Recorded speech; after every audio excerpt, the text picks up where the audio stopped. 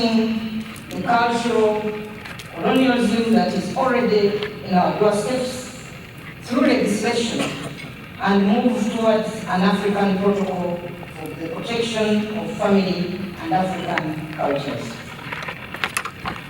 I'm glad that in this conference we have all the stakeholders present. It is my pleasure, guest of honor, that at this juncture I introduce the various delegates that are here with us today. We have with us Botswana, and the delegation is led by the Right Honorable Pando Skelemani, the Speaker of the National Assembly. We have with us the Gambia, and the delegation is led by the Speaker, the Honorable Babakani. Please excuse me if I don't read the name well, or maybe I stop there. The Speaker of the National Assembly of the Gambia. I was moved when I heard the sound of the national anthem of Uganda. I was sitting there, staying there, and looking that way. And there I saw the Dutch flag. Many times. Your children, by the way, most of us, we don't converse with our children. I know they are listening to me. I chat with my children. I remember when they were at university, I would go chat to them. Try to find out what are they devoting, what do they will tell you about Kim Kardashian, about Lady Gaga. You know those people. You know them. The people they are following. The Western influence has eaten us to the core. If you don't know, how do you guide them? How do you assist them? Africans have a tendency to keep children away at an arm's length. They are there to be heard, not to be listened to. Rather, they are there to be seen, but not to be heard. Dangerous. We have neighbors in our region. I went to school in Lesotho. And I fell from Lesotho, from Swaziland, then Eswatini now. And I went to Eswatini later. They called me a Ghanaian, I don't know what I carry from. And I could see a people with a culture. Proud. I have been taught that when you put on a tie and you speak English, that the most educated person around. You read book. That was intelligence. It's not. Also disrupts essential services, hampers economic productivity, and exacerbates social tensions.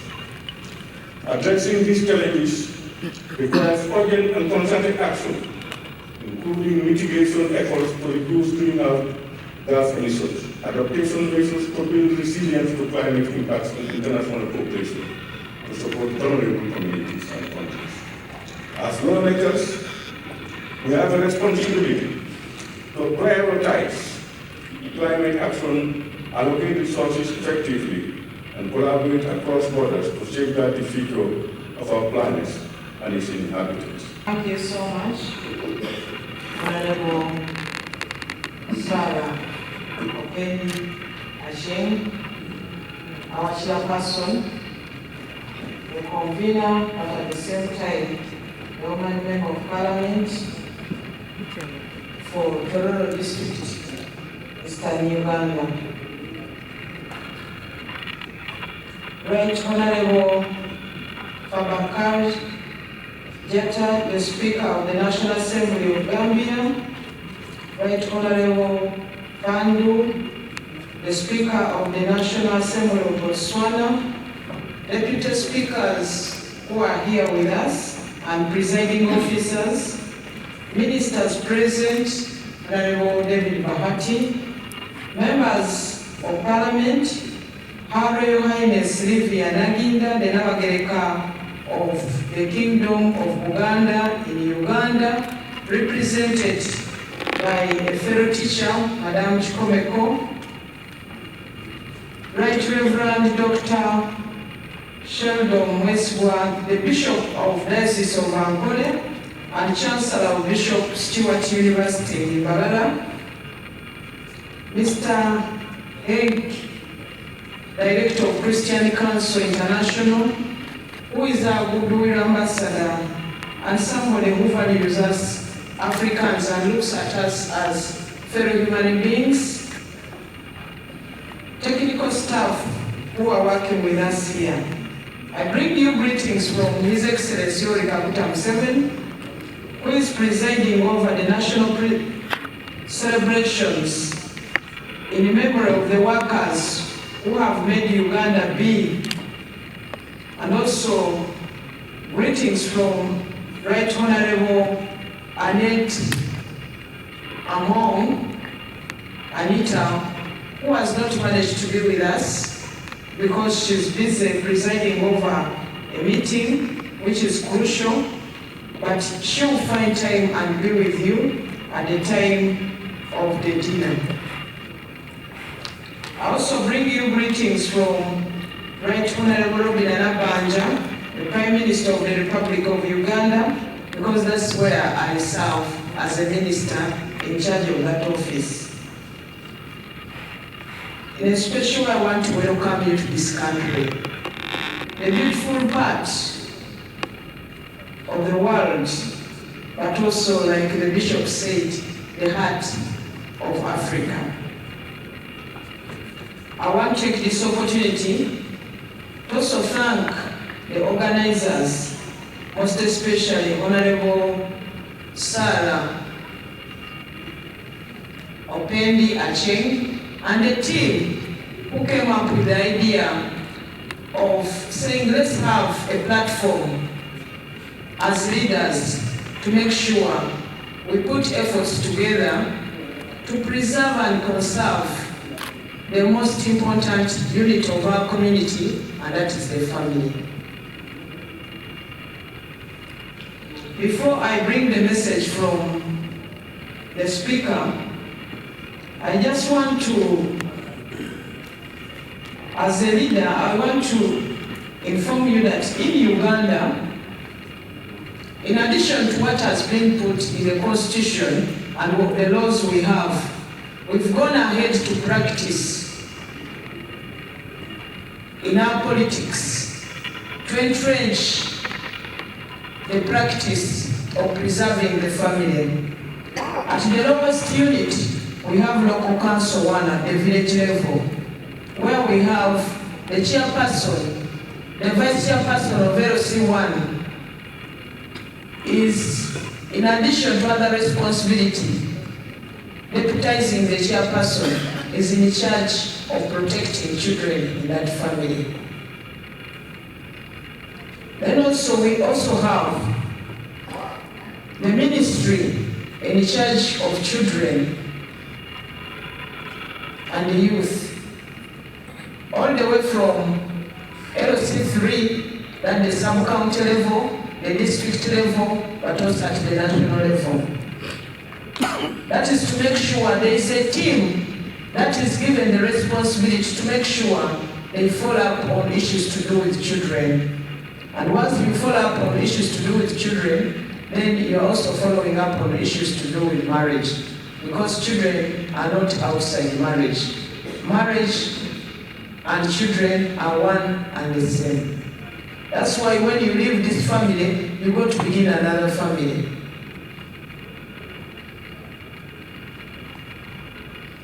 So issues to do with children's rights are protected in our laws. But the only challenge we are faced with as a country, we've taken on a decision to make sure the children don't get corporal punishment, whether at school or at home, and yet we parents don't have much time to sit with the children and advise them constantly. So it is also causing a gap that we need to fill up. Then what I also want to talk about is the issue of capitalism versus our cultural values. Money came in, we're all looking for money. The father wakes up in the morning, the mother wakes up in the morning, they're all running to go and look for money to make sure they fend for the family. But then we are leaving behind the technology to take charge of our children. We in Uganda, we have to do a lot of issues to do with censoring what is going to these children in terms of technology, the TVs and the radios. Everybody has become a reporter, whoever is carrying a smartphone, and what they report. Sometimes the TVs are showing what is not good for the children. The language used is not good and not in tandem with our African culture. We have a lot to do as we enter into technology, as we think we are fending for the family. We are leaving space for the devil to come in and occupy space and implement what they want our children to be, instead of us deciding what our children should be. So let's just unite and make sure, as legislators, we bring laws that will help and protect the child and the community given the challenges they are going through. Also have a habit and a challenge which has become part of us as governments in Africa.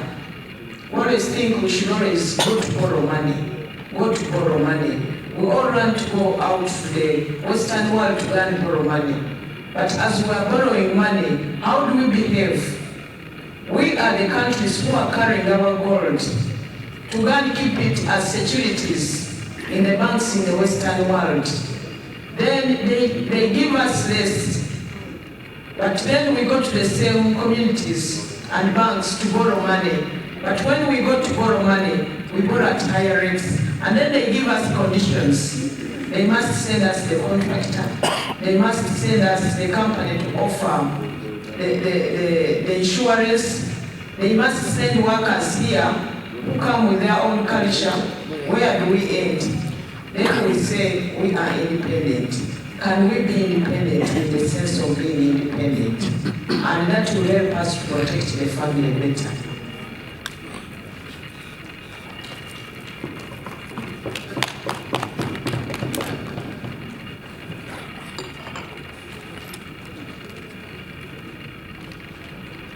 I now want to read the message from the Speaker of the Parliament of Uganda.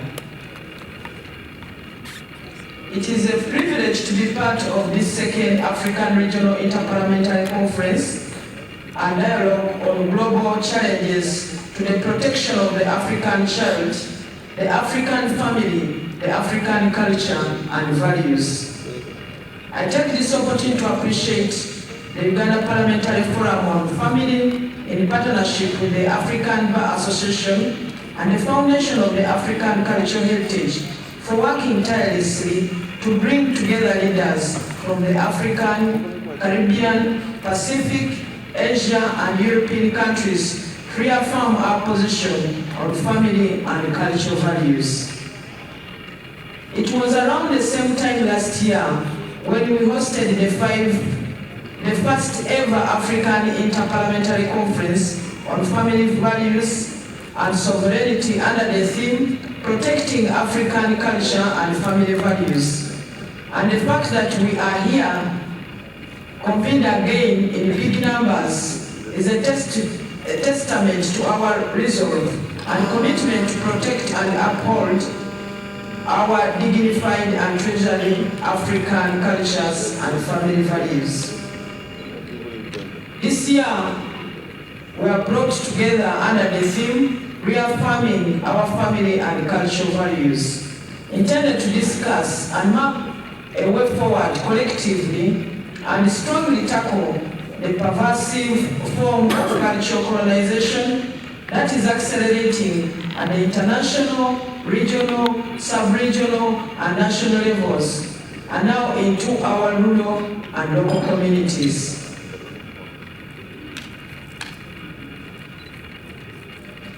However, before we delve into discussion, it is my considered opinion that we exhaustively review and follow up on the progress of the key resolutions that we passed at the first conference. For example, what measures have our respective countries adopted to safeguard women and children from sexual exploitation emanating from exposure to pornography? Have we upheld and tightened our laws to guarantee the protection of natural families? Are our policies supportive to the single parents who are raising children with difficulties? What about the orphaned children and child-led families who are struggling to survive? Those are some of the sticky issues that we need to review as we embark on the second African Inter-Parliamentary Conference on Family Values. Uganda has been very deliberate on protecting African families, values and cultures, and safeguarding the most valuable people like women and children from all kinds of oppression, exploitation, and cultural colonization as embedded in Articles 31, 33, 34 of the Constitution of the Republic of Uganda as amended. You may recall that in 2022, Parliament passed the Computer Misuse Amended Bill that, among others, makes it unlawful to share data relating to children without authorization from their parents or guardians. The advancement of technology has become a necessary evil, and we must remain steadfast in dealing with these distressing effects resulting from cyberbullying and misuse in a bid to protect human dignity and the African child. We have allowed technology to run our families. We no longer sit down and tell folk stories to our children. We now sit in our living rooms, and everyone, including children, is on their phones or tablets. Parents do not regulate the online content or educational materials that children are consuming, and this has fueled the rise of immoral behaviors like pornography and homosexuality. To emphasize Uganda's commitment to protecting African families and values, we stood our ground and passed the Anti-Homosexuality Bill in 2023, even when the rest of the world was against us. This is because we are a godly nation that respects the sanctity of marriage ordained to be between a man and a woman for the intended purpose of procreation and companionship. So, despite the intimidation from the West, we must stand firmly against vices like homosexuality and its associated evils, and unconditionally defend our cultures and values with our bodies and souls, because it is a just fight. We have witnessed Western countries imposing sanctions, including threatening and even withdrawing funding from countries that resisted their cultural colonization, and Uganda has been a victim of such. On a personal level, several leaders, including me, have been denied or had their visas cancelled to some Western countries. This is the cultural slavery that we must stand against to protect our sovereignty and independence before it is Europeanized in exchange for economic gains and favors. These Europeans should not take advantage of our poverty to exploit and colonize us again. We should not take your sugar-coated grants if they threaten our independence and erode our cultural norms and family values. Therefore, it is high time we built new alliances to harness new opportunities and support each other's strengths and weaknesses to achieve a socio-economic transformation agenda. If the West do not want us because of our position on homosexuality, so be it. We shall make new friends and still grow. After all, what is the essence of gaining the whole world and lose your soul? Ladies and gentlemen, these are some of the emerging global challenges that we must fight as a unified voice if we are to protect the African child, the African family, and the African culture and values. Let us protect the fortune of our children because their future depends on the collaborative decision that we take today. We therefore need to integrate and unify in a strategy and also approach on the way forward in addressing cultural colonialism in African laws, policies, and programs, including in the areas of education, health, and human rights. It is also important to involve local communities, cultural and religious institutions in instilling, preserving, and transmitting African values across generations. Lastly, for African countries that share the same aspirations and cultural norms, it is inevitable for us to work together, independence and sovereignty.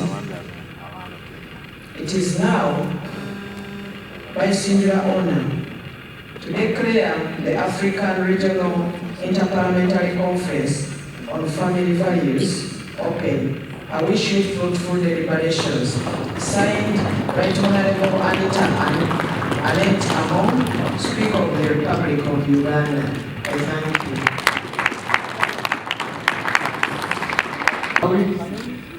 Who will take us through understanding the ACP-EU Samoa commitment